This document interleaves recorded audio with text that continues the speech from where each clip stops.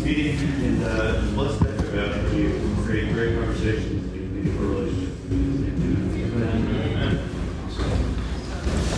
What I quick name is Josh Smith.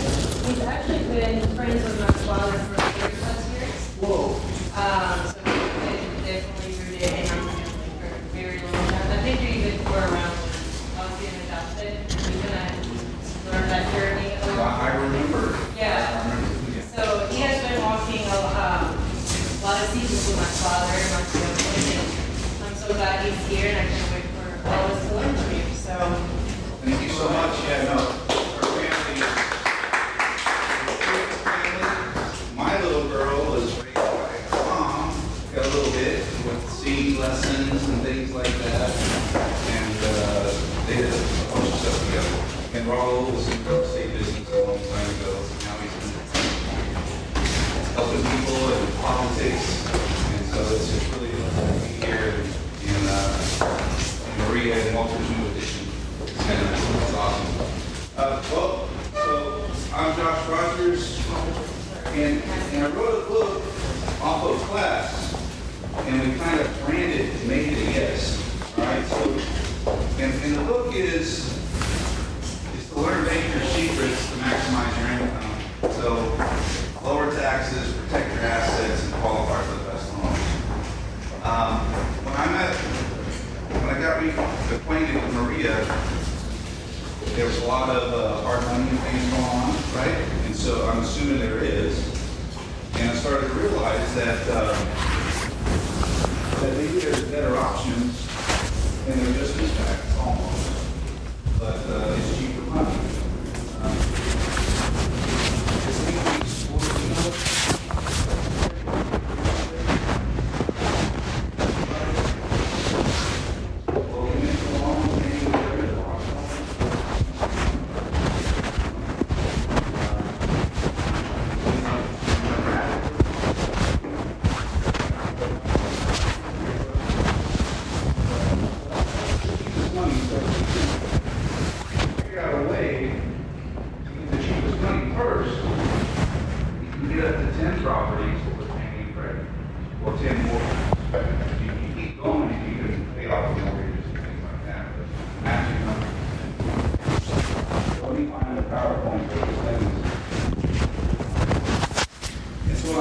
Today is that I can enlighten you with some stuff that you don't hear.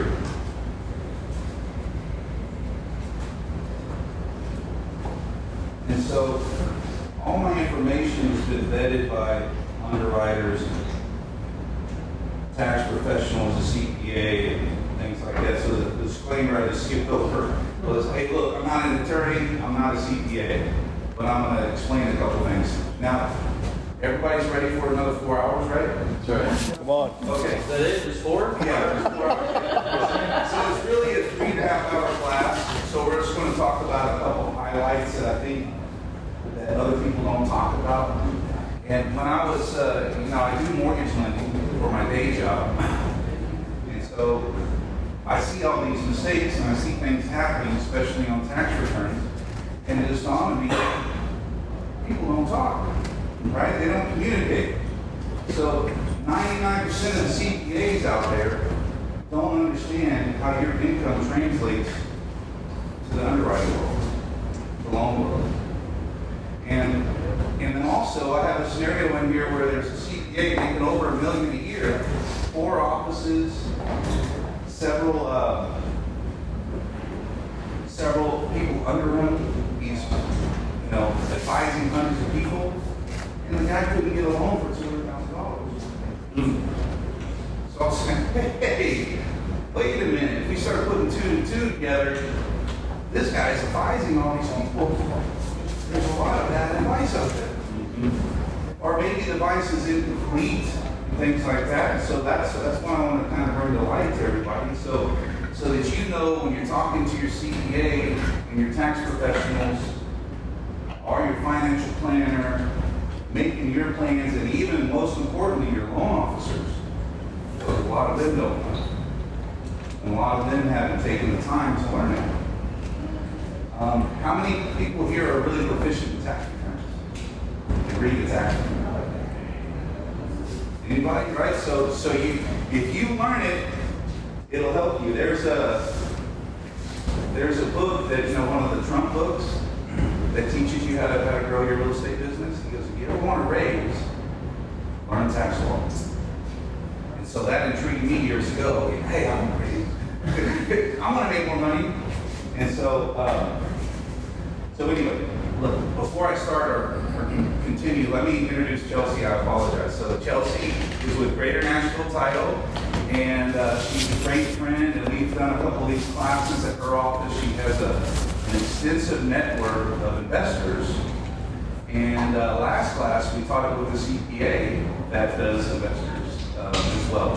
And so Chelsea, will you tell them a little bit about Greater Nashville Title? Yeah, so I'm Chelsea Moore. I'm with like Josh said, Greater Nashville Title, and I've been with them solely for the last 2 years, but working with them for about 3.5. And our predominant focus is actually investors. So 80% roughly of the closings we do are with investors and developers, and that's really like the space we've leaned into. We work with a small subset of realtors, and they're amazing, but that's just not our primary world. And so we've started a lot of networking nights with investors and connecting a lot of things, and more recently on like larger scale deals, so large multifamily within the Tennessee, Kentucky area, some larger commercial spaces, some land deals, things like that, of helping to connect investors even outside of the region with them, because it's a very, very popular space.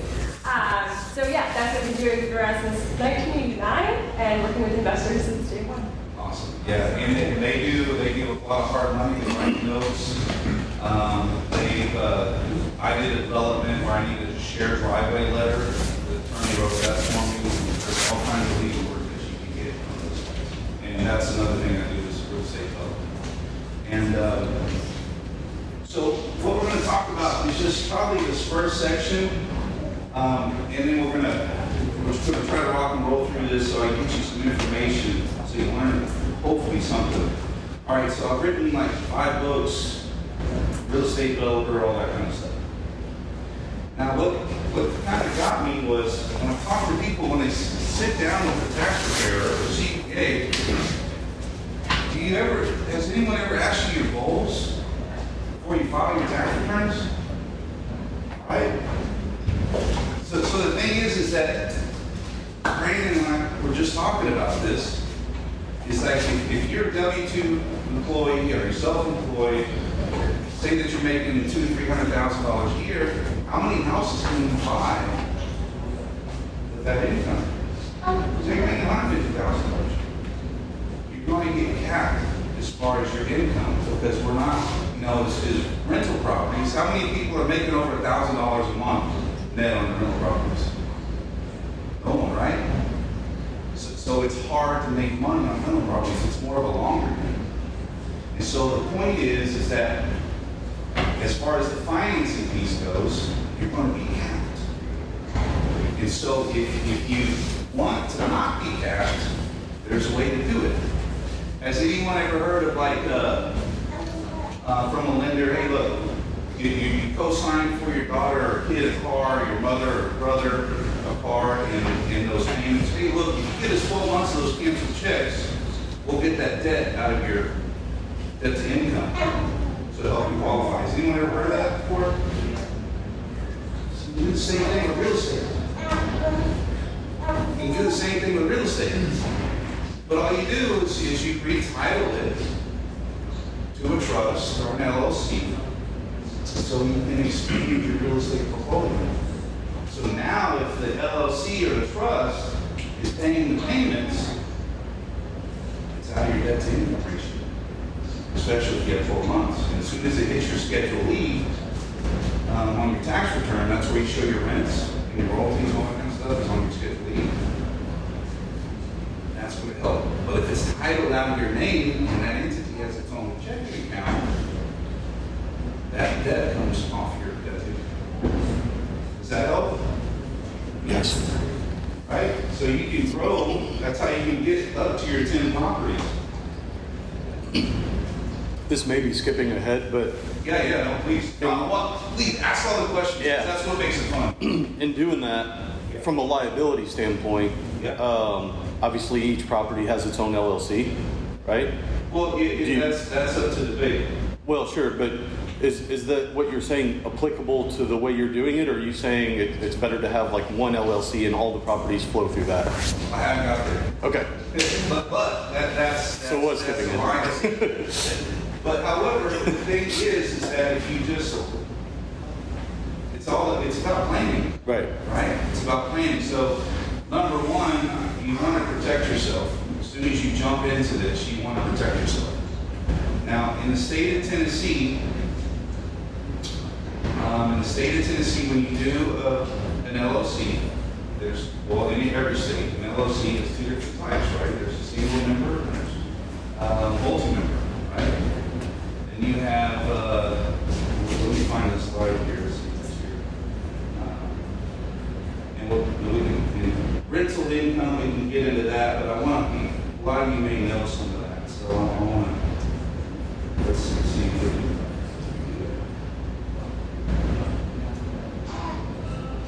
And per that slide, is 10 the max any one entity or person can have? No, yeah, all right, so remember conventional mortgages? Fannie and Freddie said, all right, so there wasn't a cap before, but now there's a cap after the crash, right? So some of you guys are young and you haven't lived, you were teenagers when the crash was happening in 2010. And so some of you aren't, right? But however, when the crash was happening, so new laws, new guidelines came out, the Dodd-Frank law and all that kind of stuff happened. And so Fannie and Freddie said, all right, we'll let you do investment properties, but the max number of mortgages, not properties, but mortgages on your credit report is 10. Okay? So even if you do the LLC and you title it or title and trust, now there's a couple of caveats we want to get into LLC because we're going to talk about real quick next. Is it, if you have 10 mortgages, even if it's paid by someone else, you're the grantor, or it was in your name initially, that's still 10 mortgages. Right. So you have to get one of those off. And so what I did with a buddy of mine, we kept doing this, and what we would do is he would take a HELOC or sell a property, pay off a mortgage, and then we would add one or two more. And so we kept doing that. So he would get the cheapest money for the best, to strategize that real estate, right? To strategize, okay, so this one has a higher loan amount, so I need the cheapest amount of money, the cheapest money for that. And so that's your 10. All right, now there's a problem with turning your property from, when you do a mortgage, right, you did it in your name. Now you can't really, you're not supposed to change the title on that. Has anyone ever heard about the due on sale clause? Yeah, you've heard about it, right? Okay, so the due on sale clause, it says, all right, so if you change the name on the deed, we can call your note. So that's a problem if you do it in LLC. Say that again. If you change, say you did a mortgage in your name yesterday, right? Yeah. And today you switched it to an LLC, you just went to you had the title company do a quick claim deed or whatever else and titled the property into your LLC's name. Right. Not a big deal. But the lender could, if they ever found out by your insurance, so when you change your insurance policies to rentals, stuff like that, Yeah. sometimes it flags the mortgage company. And or the mortgage company will say, hey, send me a new debt page or whatever at the end of the year. Those kind of things will trigger those. And so the mortgage company, whoa, hey, this is a different name than what's on our mortgage. That's a problem. Maybe. Sometimes they sort of take a blind eye, but if you're having problems or financial issues, they can call your note. And so, but however, they can't call your note if it's a trust. Okay? So if it's a trust, a living trust or whatever, it's a revocable trust, that means you can change it. All right, now trusts are kind of expensive. And so if you don't have that much equity, it may not be wise to pay 4 or 5 grand for a trust. But if you're building your real estate portfolio, or if you have family members, or your mom or dad has properties that you want to protect, especially if you have probate and everything else, it's a really good idea to establish a trust for them. Because to say that they have $1 million property or $560,000 in equity, you don't protect that, right? That's your inheritance. And so if you can get that into a trust and stay in your name, has everyone heard about that? About a little bit, right? The trust, how to manipulate those or how to use those. But more importantly, in this instance, is to protect you if you want sale loans. And then if you can have the trust, you can open up a bank account in the trust name. So the trust can pay the payments. Now, the main thing about LLCs is you want to do it in the state of doing business. Now, the trust could own the LLC, or the Wyoming LLC could own that LLC, that it could be under the holding company, under the trust. There's all kinds of different ways to do it. But the thing is that Chelsea and I talked about this a lot, because one size doesn't fit all. You get all these YouTube guys and Instagram models or whatever, you know, tell you how to build their $1 billion business, right? And now I'm going to teach you. So that's funny. And so the thing is that one size does not fit all. And so the idea here is to give you ideas so that you can know if your lender's telling you the truth or the right information, number one. If your CPA knows what he's talking about, and if your attorney knows what he's talking about. And your financial planner on top of that. Because everybody has their opinions, right? And they'll focus you in on what they want to do or what they're used to. So that's the danger. So that's when you kind of have to learn it yourself so you know if they're teaching you right. All right. Let's see what else we can talk about. So once you get your 10, you have other options, right? So everyone, I think a lot of you have heard of the non-human loans, the rent-only loans, the DSCR loans. Okay, so yeah, Marie and I talked about those, right? So the DSCR loans, that's like debt capitalist, okay. Sorry, debt capital reduction servicing. So there's many different names for it. And what I call it is your rent-only loan.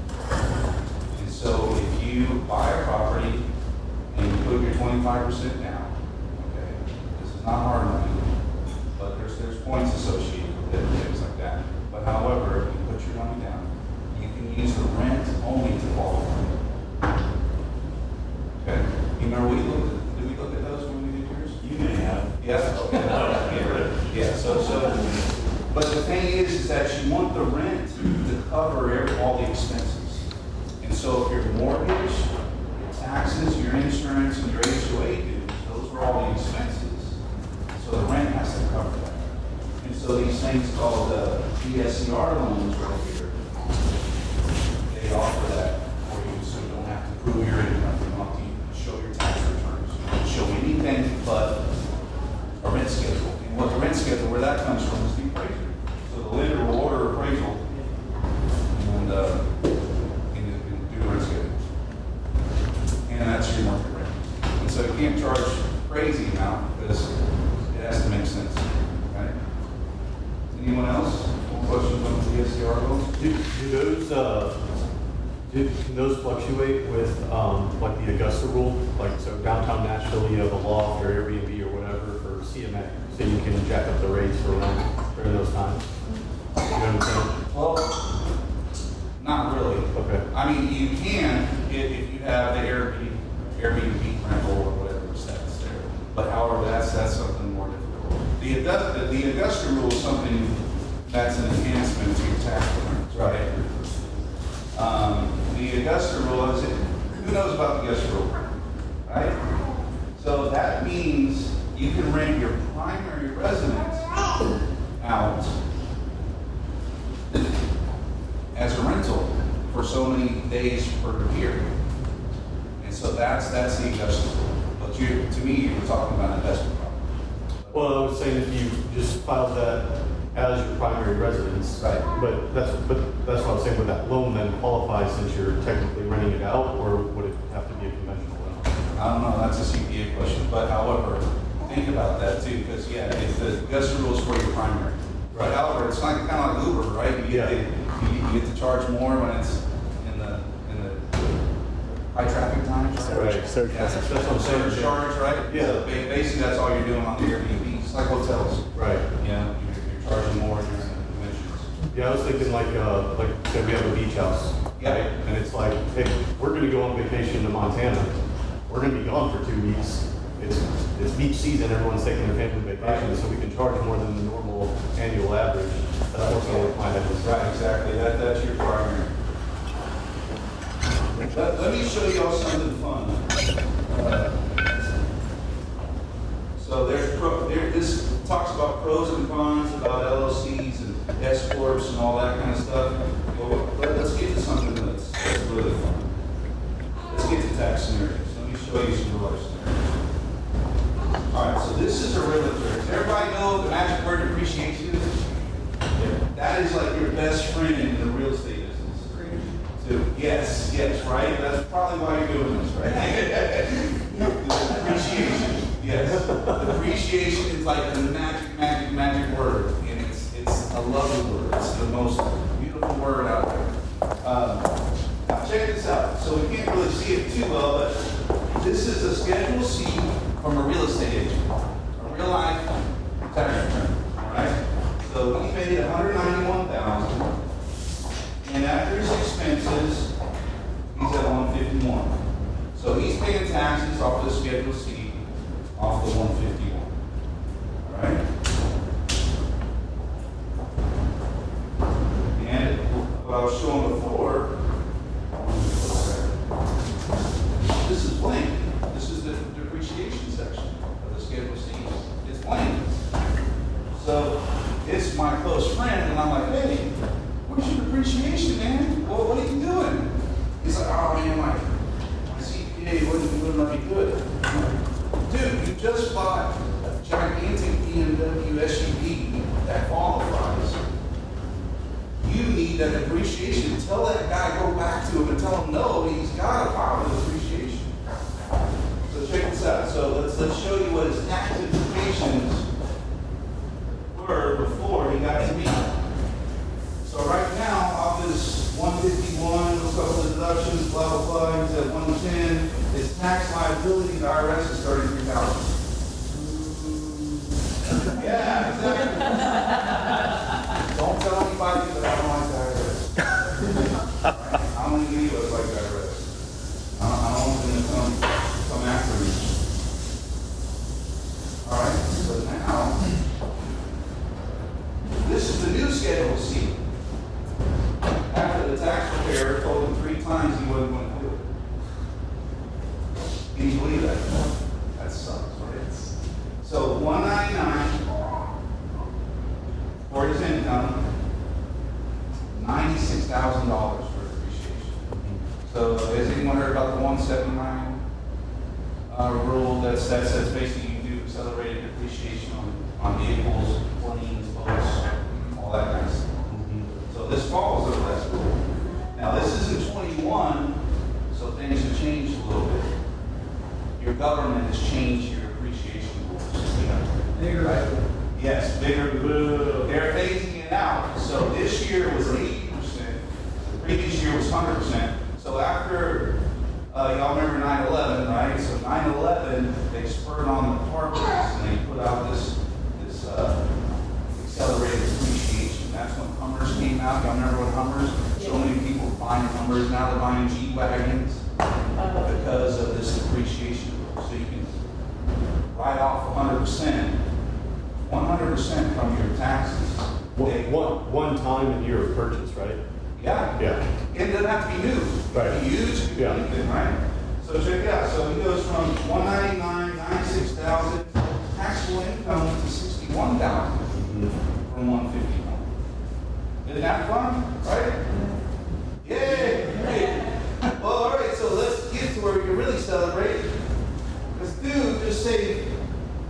$25,000. Yes.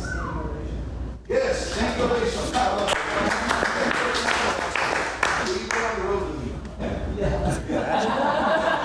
He's your high neck. Please. I'll pay you something. Chelsea will make the food.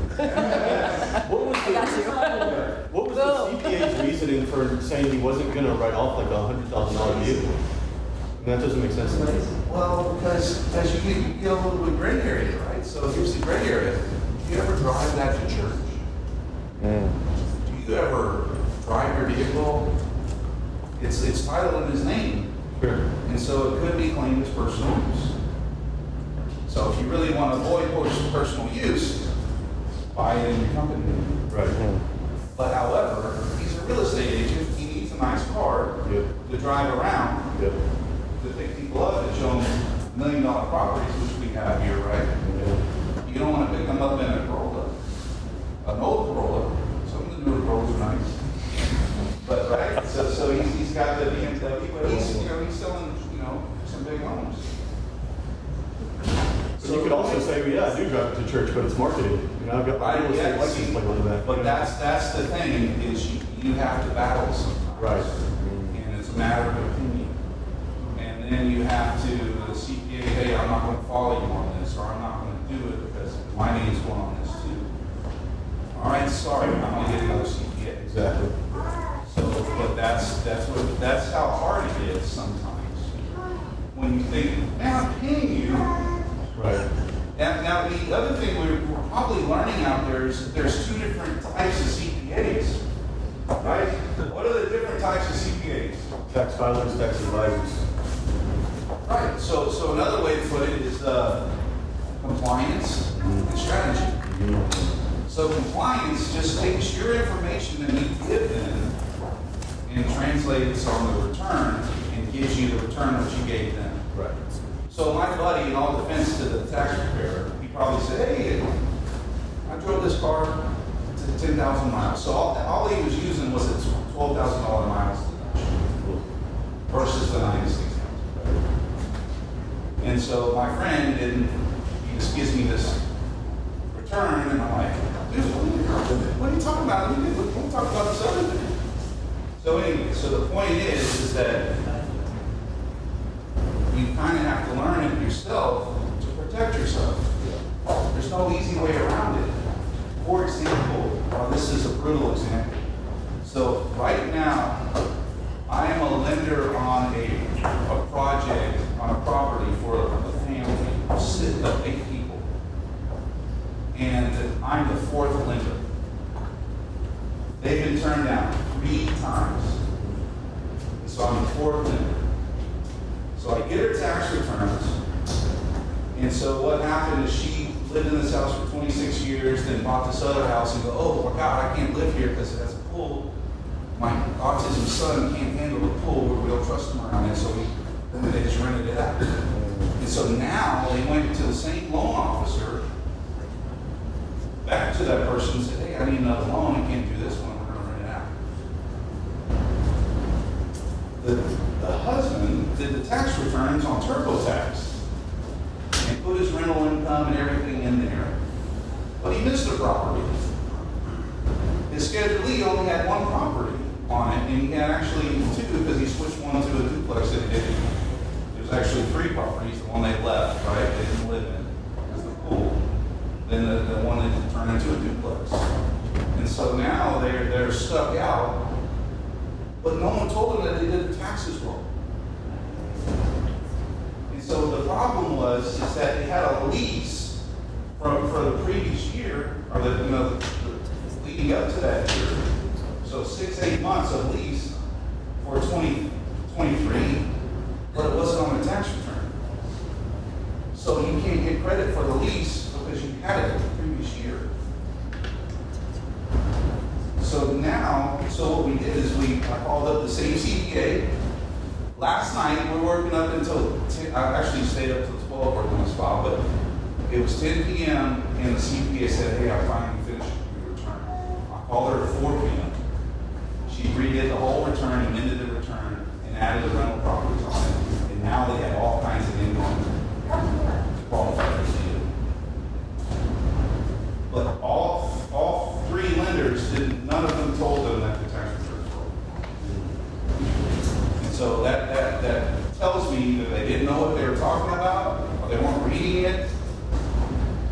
And so that's just kind of at their mercy. So that's why it's a good idea to learn this. And so it was real easy because the Schedule E only had one part. And then the husband was like, no, I put it on the Schedule C. But anyway, so I geek out on this stuff, you can tell. All right, so Brandon and I talked about this lovely form. It's called the income calculation worksheet. This is the magic. This is what translated from your tax return to the underwriters. Now, here's where the magic comes in. Is that when we take the information from the tax return, we fill an hourly employee fills out these boxes for you and translate the return. So they're not too savvy on the returns, right? So I'm going to fill in the boxes. But what we don't know, what your CPA doesn't know, is that there's pluses and minuses here. Stuff we add back and stuff we take away. That's what you're missing. The information on your tax returns, that's what you're missing from understanding this. Does that make sense? Any questions? Because people are glazing over a little bit. So if you take your tax return, a lender is going to take your tax return and translate it to this standardized form so that someone could read what your income is. Because tax returns are hard. Right? And so, what the fun part is the pluses and minuses. So you need more of the plus than the minus, right?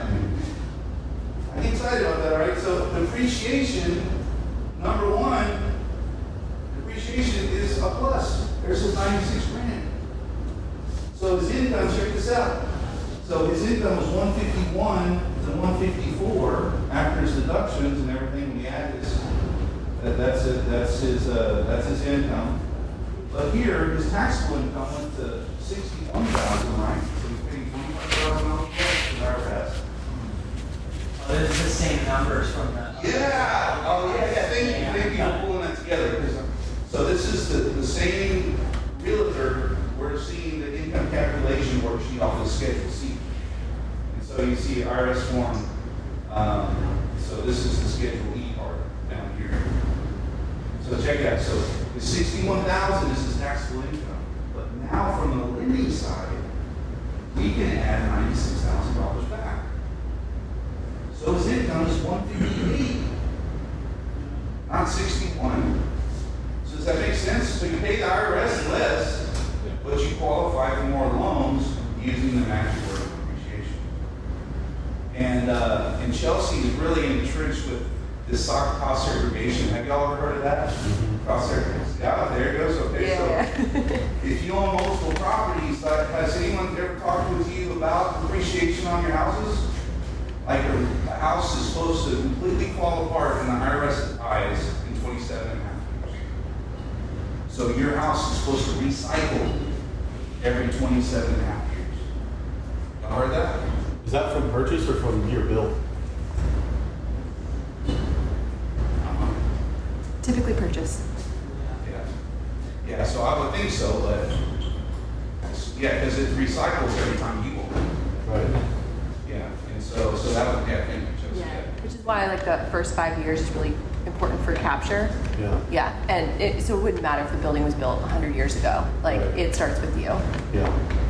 And same with houses. Houses are like a 39-year schedule, and conventional residential real estate is 27 and a half. So once those start.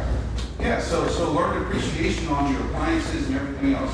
I know we're out of time. I'll just show you one more real quick. Do you guys have a bid? What is this a? Yeah, so I have the CPA you referenced was my friend Kimberly Blank. She's a badass CPA. She cut her teeth in San Francisco during like the insanity of a decade. And she and her friend Geraldine, who's friends with me as well, Geraldine's still in San Francisco, but she comes out here and she'll do events with me. The woman goes everywhere. Like, And she does the cost segregation studies. they're two separate companies, but they work really well together. And yeah, they've come out and hosted events with me and some of our other Can you investors. tell them what a cost segregation study is? Yeah, so a cost seg study is just gonna go in, and it's basically gonna, like this building right here, it just turns it upside down, shakes it, whatever falls out is depreciable. So your furniture, that is depreciable. If you had carpeting, that's on like a 5-year schedule. If you have, let's say you own a residential property and you put in landscaping, that's on a 15-year schedule. So you can get that money back a lot faster. And as you said, the rules are ever changing, but you can get a cost segregation study and you can even recapture stuff from before. So you're like, shoot, I've been doing this, like, is there a way I can like capture some back? Yeah. If you have a good team, you absolutely can. It's not like a hard stop. So yeah, I'm actually due for help with them soon. So yeah, if any of you guys want their contact, I'm happy to. Yeah, we can absolutely. Yeah, Brandon, Yeah. we could put together an email for you. Totally. You should share it with everybody. Yeah. Well, Is that utilizing tax code 179D? Is that where that falls, or? that I don't know. That is definitely a Geraldine and Kimberly question. Because my understanding is, like, you can't just say, yeah, if I took it, you actually have to have a firm or a person So certified what? to do Yeah. that, So what right? Geraldine will do is she'll actually come in and she'll do like the physical study. So she'll give you a free estimate first. Okay. And So then. that's what her company actually does? Yes, Got and it. then they back it up. So not every cost seg company does this, Yeah. but they'll back it up. So they guarantee. So if you get audited, Yep. they're gonna come fight for you with the IRS Yeah. because they'll guarantee it. Yeah. It's similar to having like a CPA versus just a bookkeeper. Yeah. You know, yeah. It like they're like I'm gonna put my license on the line for You get this. me heard for it. Absolutely. Yeah, and so, to bounce off of that, it's not one size fits all, right?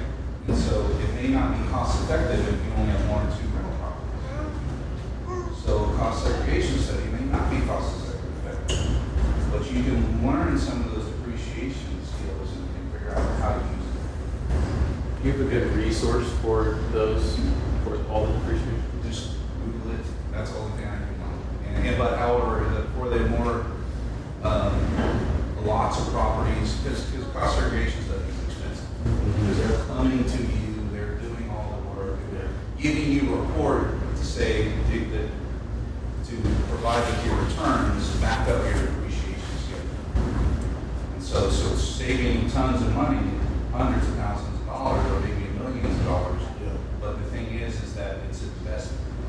And let me give you an example. So I have a buddy, he was, Brandon, years ago, he took the trust class. He goes, man, I took the trust class. I paid $800 for the trust class, right? And the guy said I could do a trust and everything myself, and I was really into it. And then I figured out, I was like, wait. So I go to the trust attorney, he's like, okay, so $5,000, I'll do your trust for you.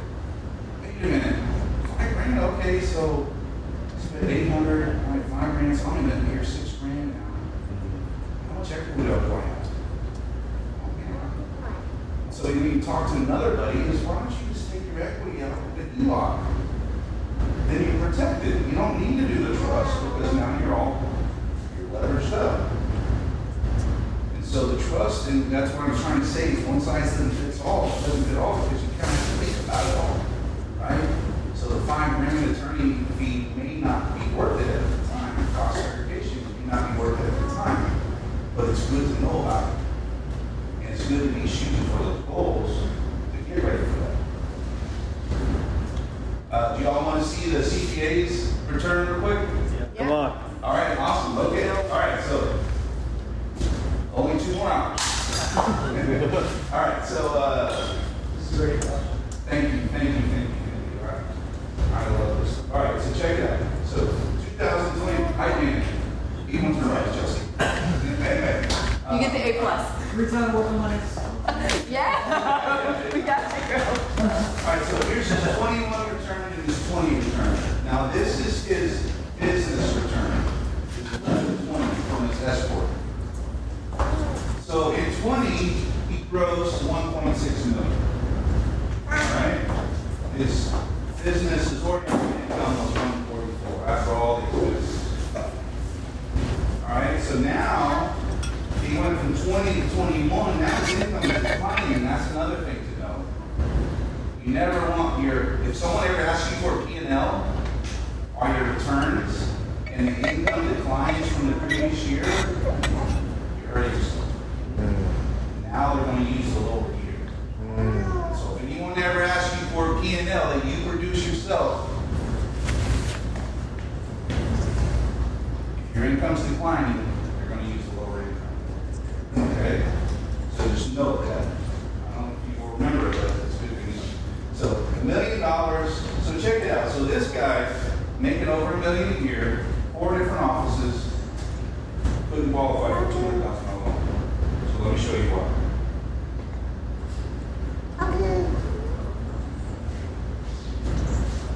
All right, so this is, has anyone ever heard of K1? Okay, so K1 to your business returns is kind of like what you take from your company and what it pays you. It's kind of like your W-2 for the business and what goes to your personal. And so this is a version of the K1, and the reason I want to show you because this is what the business. So remember the 144, and this is on the line ordinary income. Okay? So ordinary income is the thing to remember here on the K1. So ordinary income is 144. It's ordinary income the next year is 50,000. So what happened was it looks like he made a lot less money. But in reality, what he did, y'all ever heard about distributions, paying yourself at the end of the year from your corporation? So he took distributions of 153. So 153 plus 50, that's 200 grand. That's more than 144. So he actually made more money. But remember that income calculation worksheet I was telling you about, pluses and minuses? This 153 doesn't exist in the mortgage world. Distributions don't translate to lenders because it's you netting your business out. You're just taking what's left over. And so it's inconsistent. What you pay yourself in ordinary income is the more consistent one. So he could have qualified the previous year. He could have been all right for the $200,000 loan. But now his income went down to less than 50. So does that make sense?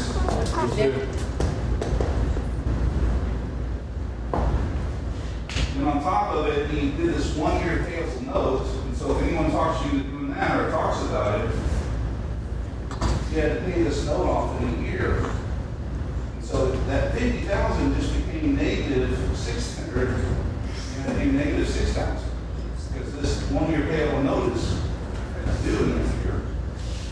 Does that make sense? So I don't want to get that too much, but however, if you do any notes in your tax return, it's going to show and we'll see it. If you're going with it. Now here's his actual K1. So he owns 75% of the business. All right, so this is his percentage of the business. So the 144, he actually leaves the previous year return. That turned into 109. All right. Then his, of the whatever, 50,000, 55,000 turned to 38. Because it's 75%, he only gets 75% of that, right? Because he has a partner. So the big point that I'm trying to make here, there's y'all hear about reasonable salaries when you have a corporation. So this is his reasonable salary to pay yourself. So just to show you that. So then again, his income declined from 81 to 71. And the thing to note about declining income is that lender's going to use the lower portion. So this is the income calculation worksheet when we translated those returns. And so basically, his S Corp income came from 132 to 7,700. So that's why he didn't qualify. And it's a 1 year payable note. Josh, on there, I can't see it from here, but Yeah. those distributions, wouldn't there just be, do you have any other sources of income? Like, is something as simple as that as a line item on that sheet? Well, see, the thing is that the distributions doesn't exist in Fannie and Freddie. It doesn't exist in that world. Oh, I see what you're saying. It's not just the filing, it's the actual recognition of it. Exactly. Yeah. Yeah, so in reality, he actually paid himself a lot more money. Right. But here's the thing, so here's the gotcha. So this is the sexy thing about S corps, right? So the S corps, let me go back. And y'all might have seen this on TikTok or Instagram, something like that. So now this is the sexy part about, this is why he did it. Is that this is your income Yeah. taxed at a higher rate. Right. So what's your, do you remember your distribution tax rate? Mine or his, or you're just saying? Distribution Oh. tax rate is 21% Right. versus 30 or 40. Yeah, exactly. Yeah, it's Makes the, sense? it's the catch-22. Do you want to pay more tax on income, or do you want to qualify for a bigger loan? I love it. See, that's, remember in the beginning, we talked about what are your goals. Right, right. So you got to go into all this, kind of be a fortune teller and think about, well, what are my goals? How am I really going to Yeah, pull this off? yeah. And see, the other issue is that they don't see and they don't know that those income calculation worksheets exist. So a lot of my time I spend with CPAs on the phone going, hey, this is how to set this up. So that calculation worksheet that you're showing us, Yeah. that's basically the Fannie and Freddie Yes. calculation. Exactly. So those are if we want a cheap money loan, Yeah. those are the numbers we have That's right. to work. That's exactly right. That's and the beautiful thing is I'll email these to you. They're online, so everyone can see them.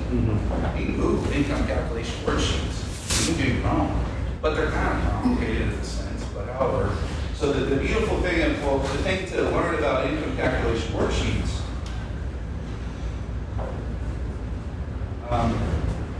how they work is, let me show you all a better example. So the next example is a rental income calculation worksheet. So this is what really applies to you, right? Because you all own rental properties.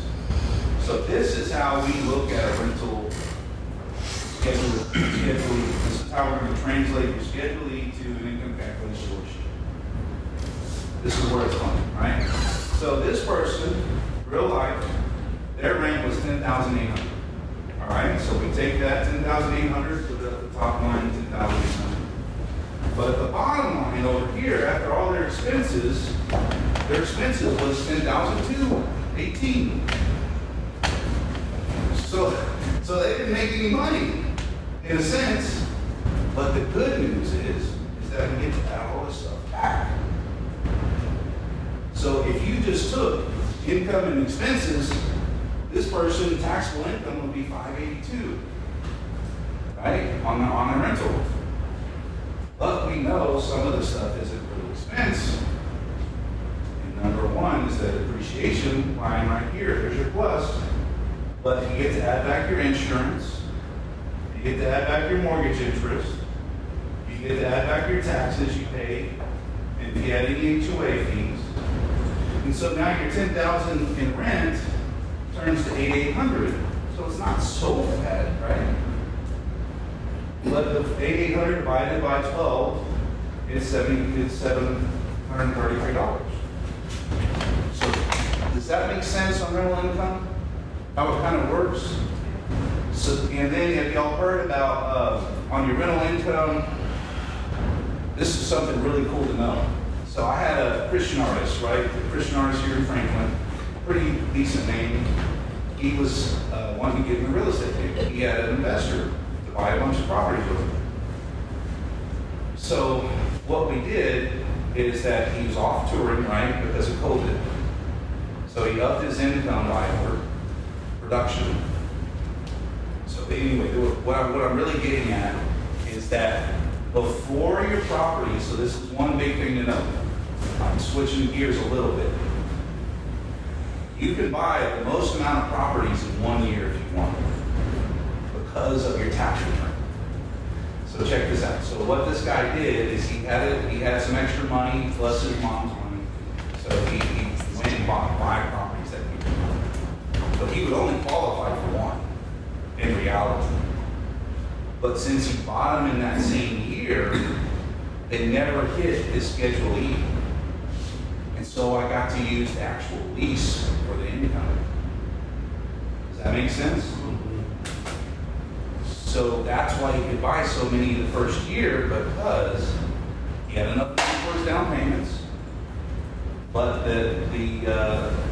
but at that time with the rates and everything, he could still net positive a little bit or break even on the mortgage payments with the leases. So he could buy that many properties in 1 year.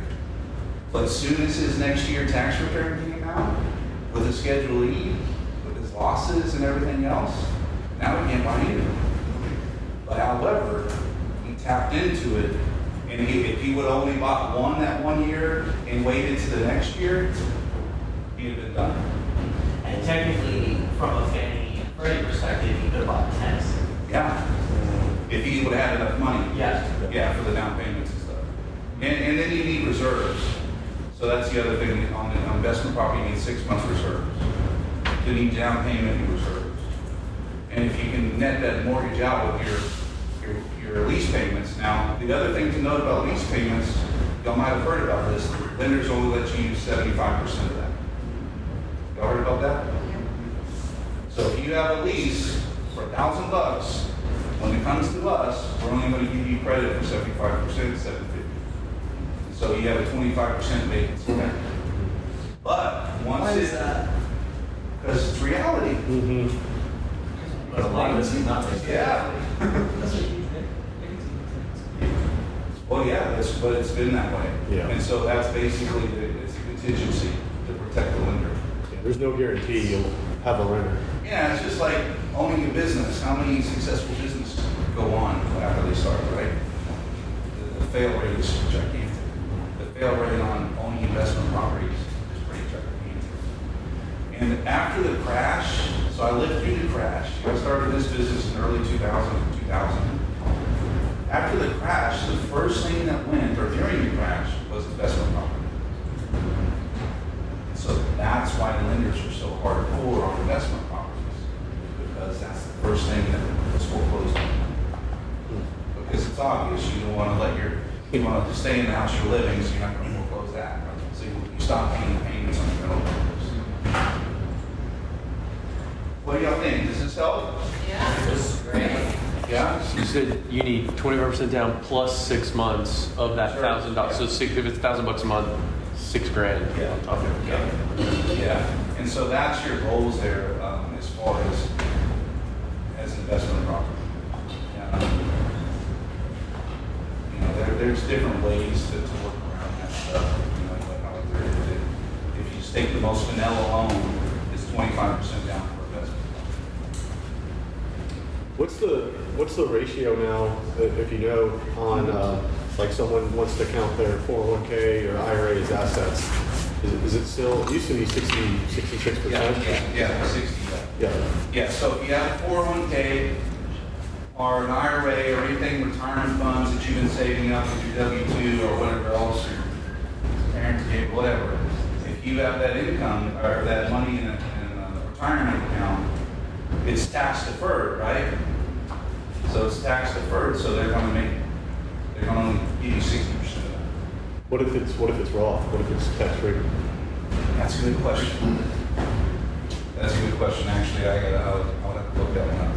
But because I'm thinking about it as I said that, it's like, oh crap, what happens to the Roth? Yeah. Because you already paid taxes. Right. Yeah. I don't know. So that's a good one. I can find out for you. But it's a good idea to learn those things in the beginning. Let me think. Let me show. Oh, now this will hurt you. Now let me show you all this one. Oh, okay, there we go. All those little things. All right. Now this is the importance of planning. Oh my God, when I saw this return, I flipped out. I was like, oh my God, I cannot believe this. So this dude, check him out. He got $1 million payout, or $1.1 million payout. He cashed out some stock for his company, left the company. $1.1 million. Anyone guess how much he paid the IRS? On that? 400,000. Yeah, I'd say 400. Oh man, we need a prize for this one. We can take Holy cow, so this would be a good one. 387. That's my guess, Bob. That's good, right? Price is right. That's, yeah, we need you to, okay. 387 and $1. We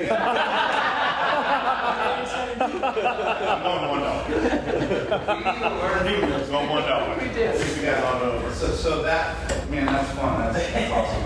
So check this out. This is gonna break your heart. $370,000. I went over. I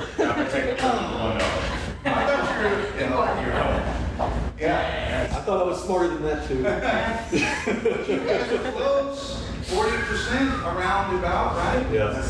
Holy cow. Sad. Yeah. And the sad thing about it too. Money. Yeah, exactly. He just like screw it. Here's a penalty. Yeah. But man, There's so many accounts you can use. exactly. The other thing too is he owns 6 rental properties. He owns 6 what properties? He owns 6 rental properties at that time. All residential? Yeah. Oof. He could have lost money everywhere. He could have done all kinds of things. Yeah. Make the people move out. You know? It's called the tax addiction. Right. And so, all right. Then the next section is all asset protection, but it's where we really dive in a lot of time. So cool. Yeah, let's do it for sure. So yeah, I mean, guys, thank you. Anybody else have any questions? Yeah. Yeah, please. We've got about 5-10 minutes to wrap this up. Matt, you've done a great job of asking questions. Oh, that was cool how you just like called on me without even looking. That was like top. You're like Maverick up there. That was cool. I was like, is there another Matt in here? Thanks. Yeah, so the fun things, you know, to learn is just, hey, look, how do I get more without paying more, right? Or how do I qualify for more? And that's the goal. If we recap real quick, how do you qualify for more? Is you have that entity pay the payments. Yeah. But if Josh Rogers is paying the payment, I'm responsible for the debt. So, starting a new business, having your own LLC, and the business running through that, going from W-2 to now, Yeah. you know, business owner. Where do I, like, getting a loan is really difficult at this point, and it seems really confusing. How, like, the W-2 seems really simple. Like, here's my tax return, you know, here's my W-2 from last year, blah, blah, blah. So, how does that translate in this world, and how do I leverage and almost plan in my business tax strategy to be able to start qualifying for loans and leverage? I love that. And so basically, when I send the email for the income calculation worksheet, Yeah. this is kind of what I'm really hinting at. What I'm really hinting at, before you file that return, know where you need to qualify.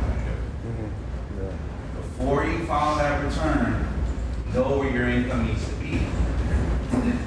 So you back into those numbers, and there's a happy medium when you know your goals, right? You go into the tax preparer, his goal is to save you the most money on taxes That year. that year. Right. Or, you know, and especially if you're paying a decent amount of money, that's his job, right? So he's trying to help you save money. But the thing is that might not be the best thing for you in your goals. Correct. And so if you could figure it out, because I tell you, if I go for a loan, I'm gonna have all this planned out. I'm gonna have all this planned out, so I know exactly what's going on now. Now here's to answer your, to enhance that part of the question, right? 45% is your debt to income ratio. So you want under 45%. Now 45% is kind of high, then you go higher, you can go into 50s sometimes, depending on what it is. But if it's investment, you want to be 45% or under. Does everyone know what that means? what's counted as debt is anything that's associated with the property, right? So if you have 800 for your mortgage payment, and you got 100 for your insurance, 100 for your taxes, you're at $1,000. You got $1,000 of mortgage debt. Then you have whatever's on the credit report. And so if you have that G-Wagon that's costing you $3,000 a month, that's coming off of your debt to income ratio. Right? That's going into it. And so basically, I have the example. I don't know how to get that. And your income from that rental property, if it's $1,000, it technically is only $750. At lease, at the time of the lease, but once you hit the tax return, it switches to their schedule, whatever you call it, schedule E. Okay. So that's. So if I've had a rental property for years. Yes. That's not the issue anymore. Right. Okay, got it. So you gotta look at your schedule E, go, oh, hey. They just count straight expenses and my rent. Yeah, kind of, yeah. And, but the fun thing is that you add that stuff back, and insurance and things, so it gets a little more technical. But that'll help spur your memory if you could look at your calculation worksheets, of what's at that. Yeah. So this is.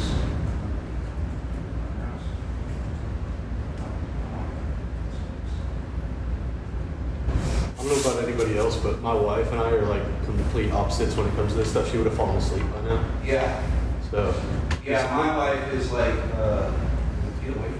but that's a compliment because that's how good this is. You're doing awesome.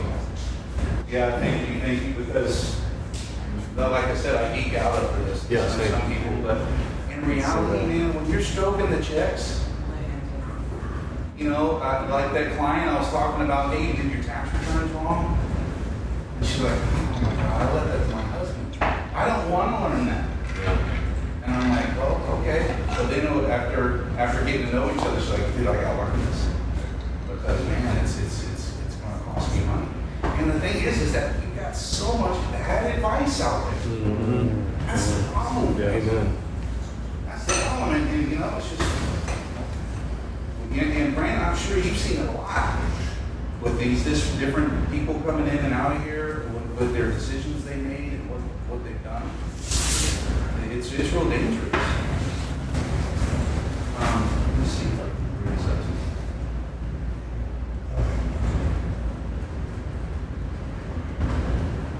Yeah, that works at 45%. Now this is how to do the debt to income ratio. And so if your housing's 1,000, HOA is 500, whatever's on your credit report is 1,000, 2,500. And so 2,500 is your debt. And if you make 10,000 a month gross, you divide that by 25%.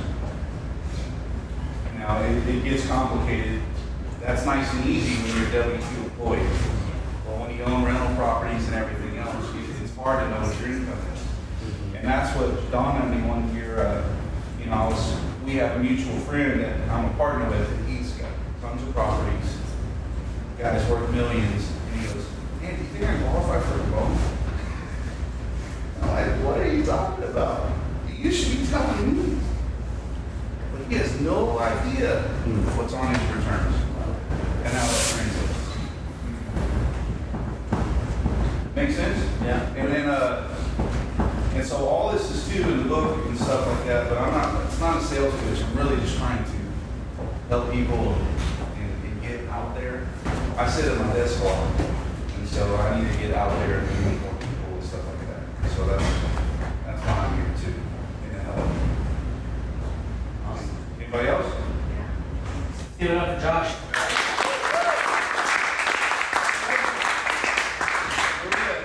Thank you so much for introducing.